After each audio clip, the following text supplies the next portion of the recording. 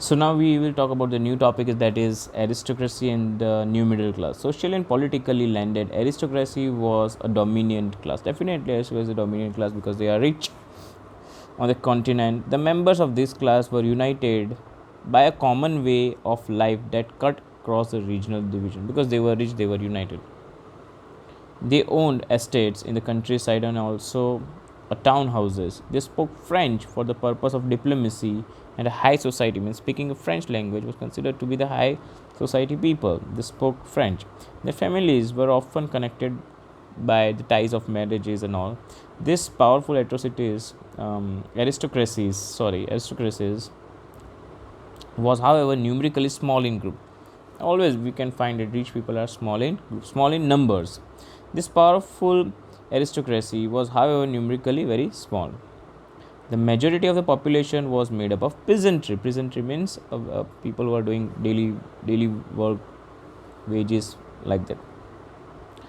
To the west, bulk of the land was farmed by the tenants and the small owner, while in eastern Central Europe, pattern of land holding and characterized by the vast estate, which were cultivated by the serfs, means who control the land.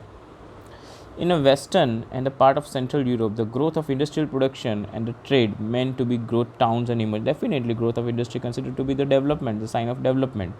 But in France, part of German state occurred only during 19th century. In the wake of new social group being a working class population, means a middle class population arose, industrial, businessmen, profession. In the Central Eastern Europe, the groups were smaller in number till 19th century. It was among the educated middle class were educated class that ideas of national unity following abolition of aristocracy privileges gained popularity. Now what happened? The new topic is, what did the liberal national stand for? Liberals means who were thinking something like a very liberal idea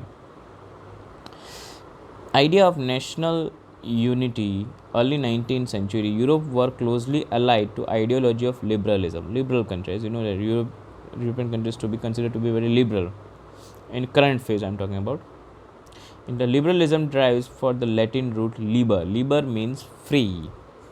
For the new middle class, liberalism stood for the freedom for the individual and equality before the law. That is called liberalism at that point of time. Politically, it emphasized the concept of government by consent.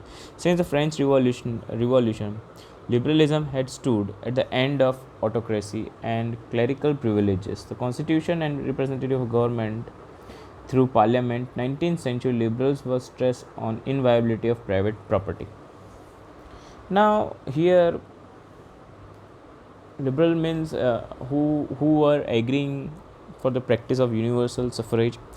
Universal suffrage means a person who is of 18-year-old has a right to vote regardless of caste, religion, creed. And so this concept was introduced in European countries. You will recall this revolutionary France, which marked the first political experiment liberal democracy.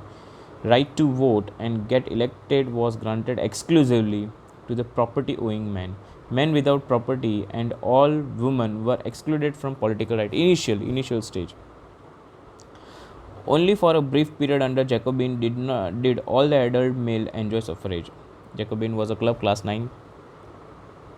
However, Napoleonic Code went back to limit the suffrage and reduce the woman to the status of minor. Minor means is not considered to be the active, subject to the authority of father and husband. It was not she was not individual. Throughout the 19th throughout the 19th and early 20th century, women and non-propertied men organized opposition movement demanding equal political rights.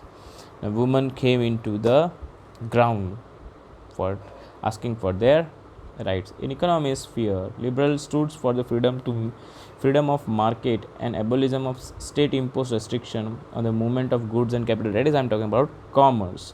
During the 19th century, this was the strong demand for emerging middle class. Let's take an example of German-speaking region. For the first 19th century, Napoleon in administrative measure had created out countless small principal and confederation of 39 states. Each of these passed their own currency and weight measure and merchants traveling. So this was very chaotic at that point of when Napoleon Bonaparte was defeated. It was very difficult because he has introduced many good things.